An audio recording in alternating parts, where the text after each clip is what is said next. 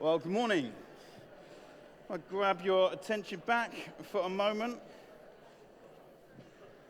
It's good to see you this morning. Welcome to Kings. My name's Tim, one of the pastors here. This morning we're starting a new little series this morning, a little teaching series we're going to be looking at over the next few Sundays, which we've called kind of God Cares. And we believe that God cares about what's happening in our world, whether that's kind of in the natural environment or the political environment, whether that's kind of local issues or global issues, whether that's kind of social relationships or intimate relationships. God cares about all sorts of things. He cares about the poor. He cares about the immigrant. He cares about justice. And you know, that's just the tip of the iceberg of what God cares about. And over the next few weeks, we are going to be looking and highlighting some of the things that God cares about. And so next week, Kieran and Lucy Dunn are going to speak. Whee! Yeah, that shout out was for Lucy, wasn't it? So Lucy Dunn's going to speak, which we're really excited about. They're going to talk about God's care for the environment and our response as Christians to things such as climate change. It's going to be a great one, and I want to encourage you to get here because we've got a gift that we're going to give every single person. And I'm not talking some sort of like little, rubbishy token gift. We have gone all out. We've invested some church money. Someone's donated us some money specifically for this. So we're going to give you all a gift next week, and you'll want to go be here. I've got nothing for you this morning. I'm sorry, but next week. So come along to that. And then as the video show, we've got Julia Immerman coming a couple of weeks' time. She's going to talk about God's care for justice. And then Jim he drew the short straw. In a few weeks' time, he's going to talk about the fact that God cares about politics. Particularly our attitude towards things such as Brexit. So he's taking one for the team, and so we're looking forward to that one already. And you're looking forward to that as well, aren't you? I know, it's going to be great. But this morning, Jim asked, can you just kick the series off this morning? And I was praying last week about, what to share this morning. Because to be honest, it's such a big topic. And I was stumbling around, trying to work out, where do you start in trying to convey something about God's care? And then last Sunday, I'm walking down to church, and I'm walking along, and I'm talking to God, and, because you can do that. You can pray wherever you want, walking along the road. You don't have to assume the position quietly in a room. You can talk to God anytime as you're walking. And so I'm going along the road talking to God, and I'm saying, God, I really need your help, because it's such a big topic. I'm excited about the things that we're going to talk about, but I don't really know, where to start. And unfortunately, there wasn't this kind of booming voice of God saying, Tim, I want you to start here. But this kind of phrase popped into my head. And this phrase was handcrafted, not factory produced. And I'm thinking, well, that's a bit weird. I don't really know what that has got to do about anything. If you're trying to speak to me, God, you're going to have to be a little bit clearer than that. And so I get down to church, and we have a great time. Jim speaks last week about encouraging one another. It was brilliant. It was just awesome, And then after the preach, we're having coffee, and I went and chatted to Rob King, a friend of mine that I haven't really caught up with since before the summer holidays. And I kind of said to Rob, you had a good time. What have you been up to? And he said something that I wasn't really expecting. He said that over the summer, he had been making a river coffee table. And I was intrigued because I don't know what a river coffee table is. And so Rob got out his phone and he started showing me some pictures. And he said, I found a bit of wood. I looked for a long time for a bit of wood. And I found just the right one online. And so I ordered it. And when it came through, I kind of sanded it down and stuff. And then I cut it down the middle, and I flipped over the two sides, and I put a kind of frame around these two sides. And then what I did is I kind of the jaggedy bits that are in the middle, I kind of filled the gap with this kind of liquid that I had kind of mixed with this kind of colored resin. I was like, wow, it's amazing. And then when the resin went hard, it kind of bonded the two edges were together like that. It looks great. And then he said, and then what I did next is I started making the frame. And I made it out of oak. And I put the frame together and I started building it like that. And anyway, so after that, this is kind of the end product of what I've made. Yeah, what a Rob. And my reaction was like yours. I just said, wow, Rob, that's just stunning. I've got it here, actually. I've been looking at pictures of it all week, and I thought it was going to be massive. It's this big. But when you see it on the screen, you're like, wow. I was like, oh.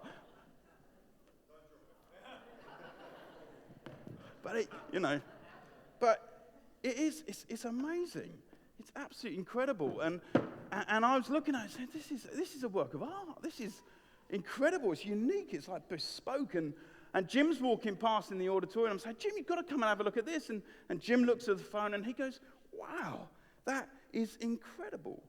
And the service, second service, the first service was over, coffee break was over, and so I kind of like said goodbye to Rob and went and sat down, ready for the second service. And that's when this phrase came back into my head: handcrafted, not factory produced. And I might be slow on the uptake, and I normally am, but this is the moment I just sense God speaking to me and trying to get my attention and speak to me about, what he wants to talk to us about before we embark on a series looking at the things that he cares about and why he cares so much about them. You see, that there's a difference between something that is handcrafted and something that is factory produced. Like Rob, I have got a coffee table that sits in my office. It's this one. I paid £6 for it in IKEA. But to be honest, I went to IKEA. I got it from a warehouse. I think it was aisle 21, shelf number 13. And I just kind of like picked the first one off the top of the pile because they're kind of all the same. I didn't flick through them and think, oh, that one looks nice. I took the first one. But you see, I'm not particularly bothered about this table. It sits in my office. It's got a little chip on it somewhere, just on the corner. I don't know how that happened. I don't particularly care that it happened. I'm not intending to fix it. I'm not precious about it. Sometimes I use it as a stool to kind of fix a light bulb or something. I'm happy to jump up and down on it. That's absolutely fine. If people have borrowed it from me, and I haven't been bothered about that. If people have borrowed it and, given it back, you want to buy it? Yeah, whatever, have it. If someone steals it this morning, I'd just go and get myself another one. It was only £6. If it breaks, then I'm just going to bin it probably and get another one. I'm really not very attached to it. But this one's different. This one's had a lot of thought put into it, Rob's one. Rob spent, he said, over 20 hours on it so far, and it's still not quite finished. And I asked Rob, could ask him, can I have it? I think his answer would be, well, no, you can't have it. It's mine. If I said, this morning, I didn't ask you this, Rob, but if I said, could I stand on it? Could I? Oh, you could feel him tense up, like that. So I spent, he doesn't want me to do that, If I had a sledgehammer, I nearly brought a sledgehammer with me. If I had a sledgehammer and I kind of like smashed it through the middle, I think he would be pretty upset about it. Because he's invested his time in it. It's handcrafted. It's unique. And as a result, he cares about it. How it's treated. What happens to it. If it gets damaged, he's likely to fix it rather than just kind of bin it. The reason God cares so much about this world and what happens in this world is because it's not factory produced. It's not something that's just come about without any thought. It's been handcrafted by him. On the very first pages of the Bible in Genesis, we get an account of how God, the process God went to in creating creation. Day one, it says he made light. And he saw that the light was good, and he separated it from the dark. And he called the light day, and the darkness he called night. Day two, he separated the waters, and the waters above he called sky. Day three, he kind of made the waters that were down below. He kind of got them all gathered together, and then he made dry ground appear. And he called the gathered waters sea. and he called the dry ground land. And then he put all sorts of vegetation on the land, seed-bearing plants of every single kind on the land. And day 4, he makes the sun to govern the day and the moon to govern the night. And then it says, and he also created the stars. I love that sense that you just created them. But the Bible goes on to say, actually, that every single star is known and accounted for by God. He knows where they are, so not one of them is missing. Each single star is like handcrafted by God. On day 5, he made the fish in the sea and birds in the air. And then day 6, he made land animals to fill the earth. You know, everything you see as you look across the earth and up into the sky is handcrafted by God. And Psalm 95, it says this, you know, in his hands are the depths of the earth. The mountain peaks, you know, belong to him. You know, there's a sense that, you know, when something is handcrafted by someone, it belongs to you. You own it. And the psalm goes on to say the sea is his. Why? Because he made it, it says. God has the right to point to everything and just go, mine, mine, mine, mine, mine. You know, it's all his. He created it all. And next week we're going to look specifically at how God cares about what happens to the earth and the environment and all of creation. But before we look at everything around us that he cares about, I want us just to kind of zoom in on one thing, because everything stems from our understanding of this one thing that God handcrafted. You know, after making the earth and everything in it, the universe, we read this in Genesis chapter 1, verse 27. It says, and God created mankind in his own image. In the image of God, he created them, male and female. He created them. You know, that's got to be one of the most staggering sentences in the whole of the Bible. In effect, it's saying, God handcrafted you. He handcrafted me. We're not here, you know, because of the end of some sort of evolutionary factory that's currently churning out 350,000 human beings every day. No, you're created by God in his very image. And Genesis' account of creation concludes by saying, and God saw all that he had made, and it was very good.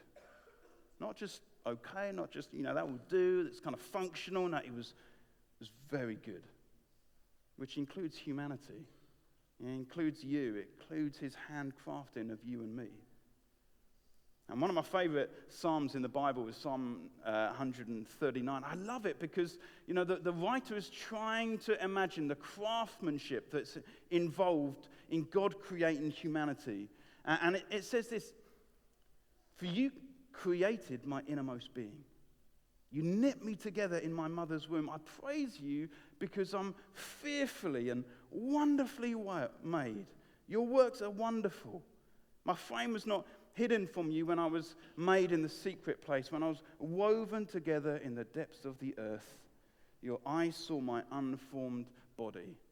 All the days ordained for me are written in your book before one of them comes to be. God's craftsmanship is incredible. His attention to detail is breathtaking. You know, when talking to his disciples, Jesus once says this. He said, even the very hairs on your head are counted. You and I are not the result of some kind of Bodget and Leggett job. Something that's just been put together randomly without any thought. No, you are the end product of an intricate and deliberate work of God. And C.S. Lewis, who, you know, most famously wrote the Narnia stories, he once said this. He said, we are a divine work of art. That's what you are. That's what I am. And, you know, I can stand here and look out, and everyone's different.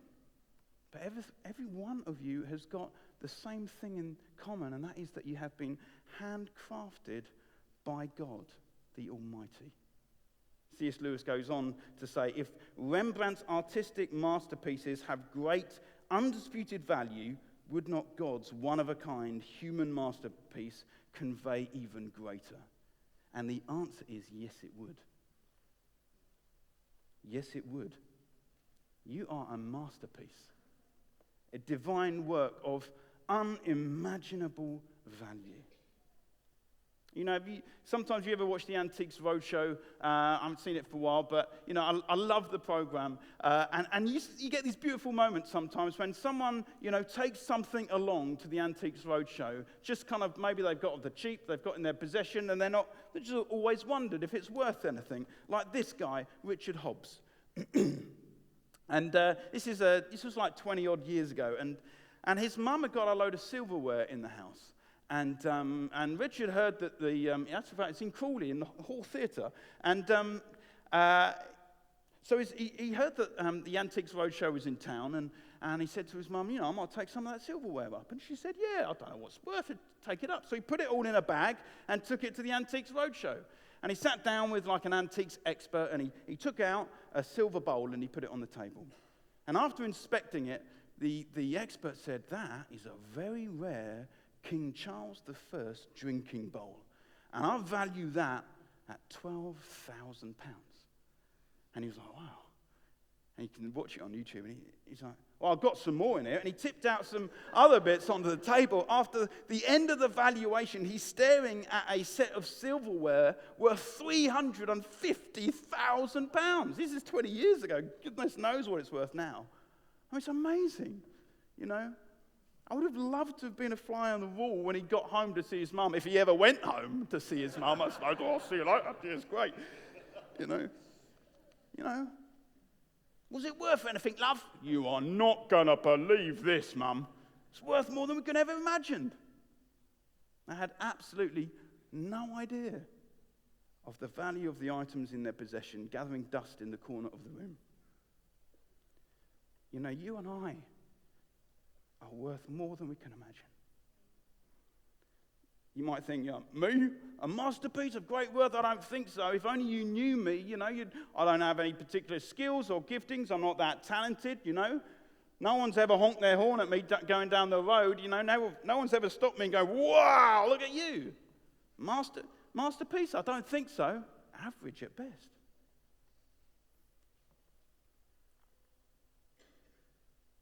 Our problem often is that we often live completely unaware of our true value.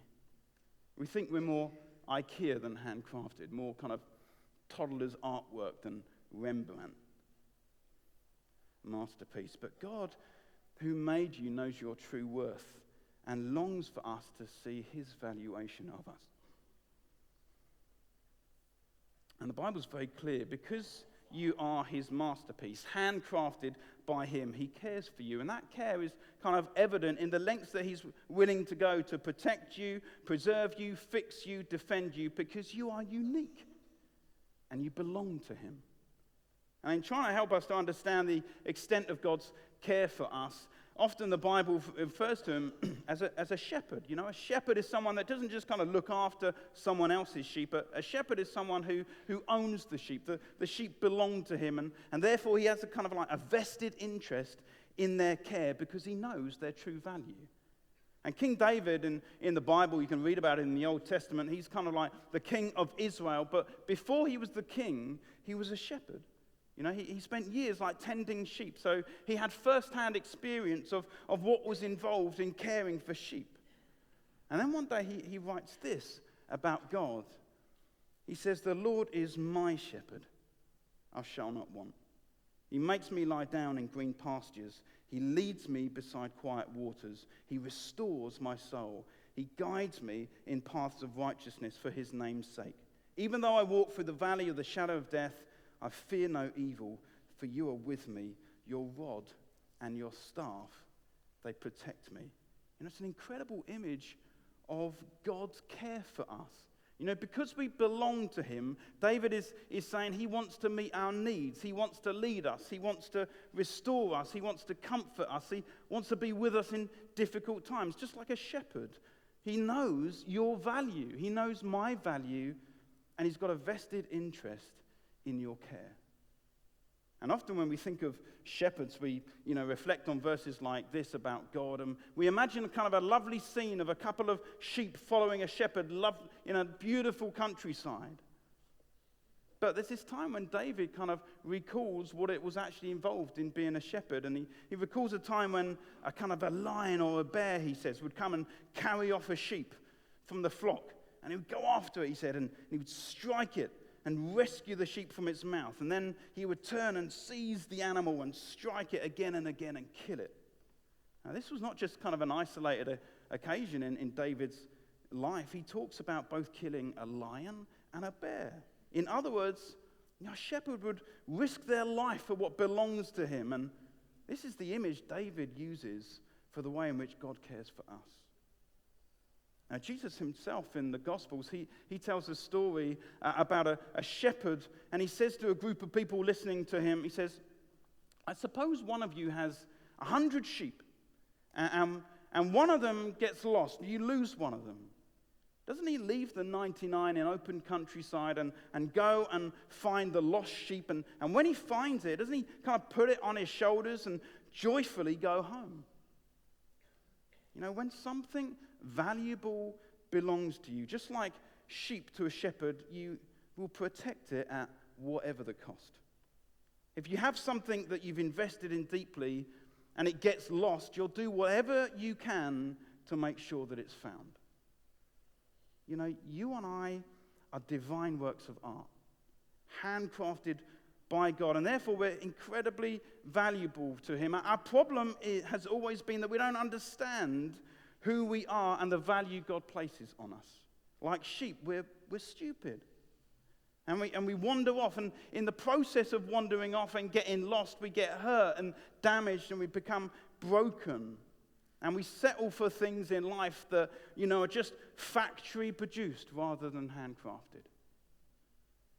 But because God made us with his own hands to bear his own image, and because we belong to him, he's not unaffected by our brokenness and the extent that we're lost.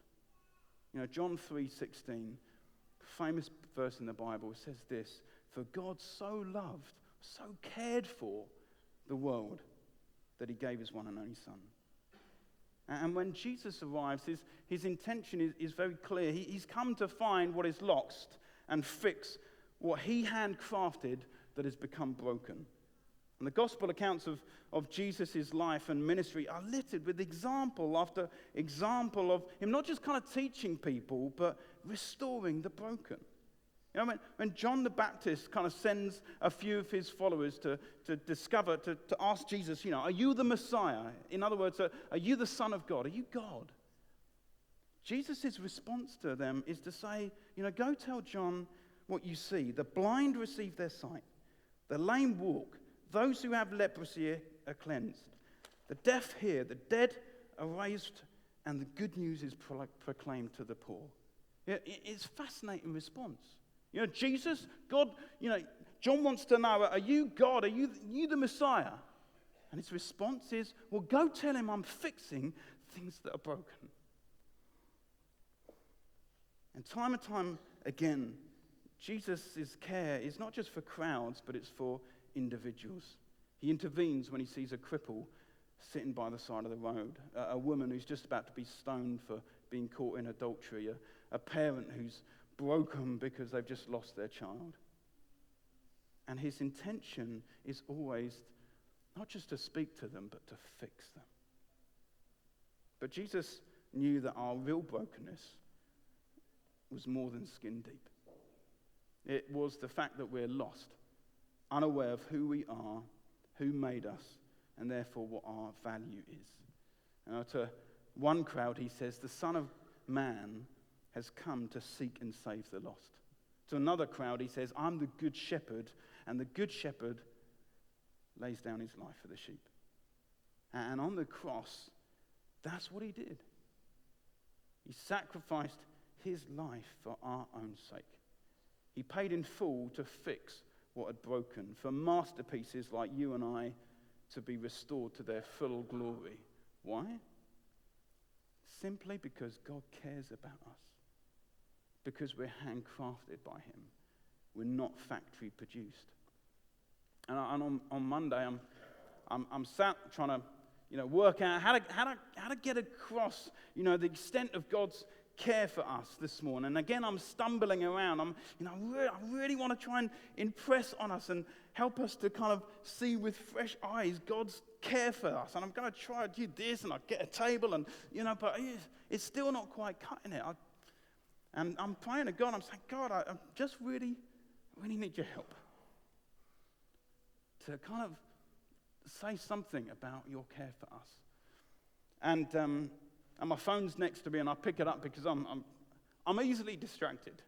And I pick it up, and I notice I've got a message on my phone, on a WhatsApp group that I haven't looked at yet. And so I kind of pick it up, and I look at the message, and what I see is a photo that's been sent round to the group. With the message, look what I found. Can you guess who it is? And this image is of a kind of 19-year-old young man. He's half naked. He's slouched at the end of a bed. For some reason, he's wearing tights. Now, he's clearly got a drink in his hand. It's not his first or his second or his third. He looks pretty wasted. And I look at it, and I look at the image, and I'm staring at it, and I know at once who this young man is. It's me. It's me. With this title across it, look what I've just found. Can you guess what it is yet?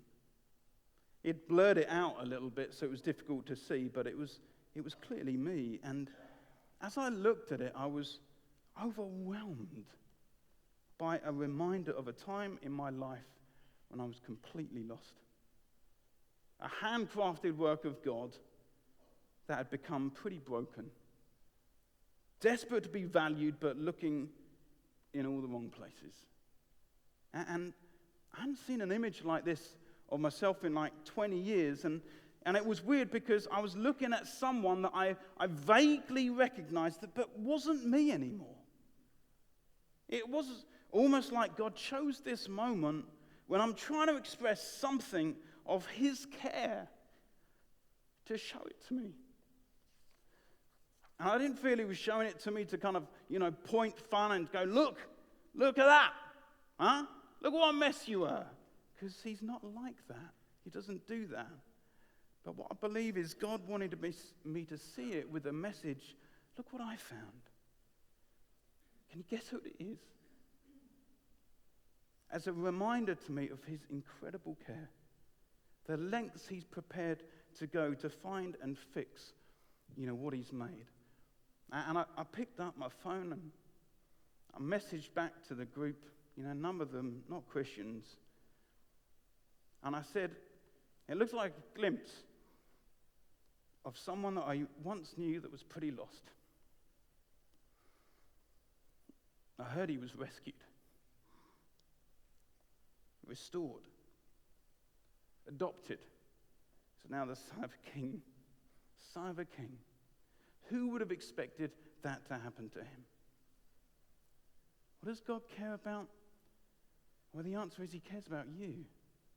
He cares about me. Maybe you're sitting here thinking, I don't feel like a masterpiece. If only you knew what I was like. The point is, God does know what you like. Just like me, he's seen you at your worst. But you're not IKEA. You're handcrafted, bespoke. You're a work of art, a divine work of art, which means he cares about your brokenness. He cares about the small chips and the big chips, the cracks and how they happened. He cares enough not just to discard you, but instead to work on you and to make you new. I'd love us to pray and respond together in a minute, but my story is not the only story of that happening. You know, all around the room, there are stories of God rescuing things that are broken and fixing them. And I was up in the prayer room earlier, and there's this kind of wall in the prayer. We've had a prayer space for the last week where people have been able to come in any time of the day or night and pray. And there's things people had written all over the walls. And I just had a look at them this morning, and there's one wall which just says, when were you rescued, I think, or when did you become found by God? And it's just littered with stories like mine. Let me show you some of them. There's this one that just says, I was baptized 10 years ago this weekend. There's another one that says, I was saved, delivered from drugs and near homelessness. There's another one that says, 47 years ago, at the age of 16, thank you for believing school friends.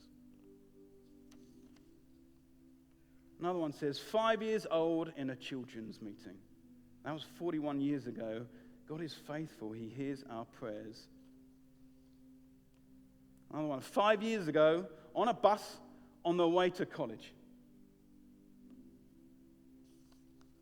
54 years ago, a grandmother and her family friends were praying for my family. God has kept me through many heartaches, and He is faithful. 14 years ago, just after uni, there must be more to life than this. I thought, thank you, God, there is so much more. 10 months ago, I was saved. 19 years ago. 15 years, and I've never looked back. God has been faithful throughout, even when I haven't been. Thank you, Jesus. I met a domestic violence counselor in a safe place, which happened to be Home Coffee House, which is here. I decided to go on Alpha, and now I'm very proud to belong to TKC, it's King's Church. Becoming a Christian has changed my life completely. Thank you, Jesus. You are handcrafted, not factory produced. And because of that, God cares for you and is not unaware of your brokenness.